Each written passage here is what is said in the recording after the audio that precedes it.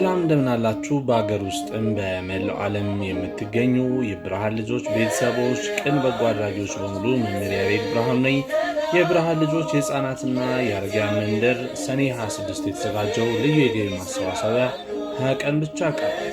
ኑ ከበጎ ነገር ጋር ተባበሩ የሚላችሁ የብርሃን ልጆች የሕፃናትና የአረጋውያን መንደር ያለፉት 5 ዓመታት በትምህርት፣ በጤና፣ በማህበራዊ ድጋፍ ላይ በርካታ በጎ ስራዎች ሲሰራ ቆይቷል። በዚህ ዓመትም በሰውም ፕሮጀክታችን ለ45 ዜጎች የስራ ዕድል የፈጠርንባቸው የተለያዩ ተግባራት ይታወቃሉ።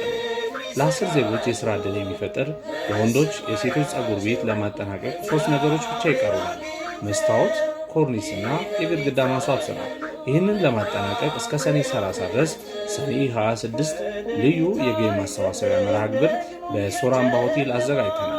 የመግቢያ ዋጋ እራትን ጨምሮ መደበኛ 1500 ብር ሲሆን ቪአይፒ ወይም ልዩ እንግዳ መሆን ከፈለጋችሁ 2000 ብር ነው። ይህንን ካርድ እየገዛችሁ ሰኔ 26 ሐሙስ ቀን ከ11 ሰዓት ጀምሮ ለበጎ ስራ ተጠርታችኋል። እንድትገኙ በእግዚአብሔር ስም እንጠይቃለን። ኑ ከበጎ ነገር ጋር ተባበሩ።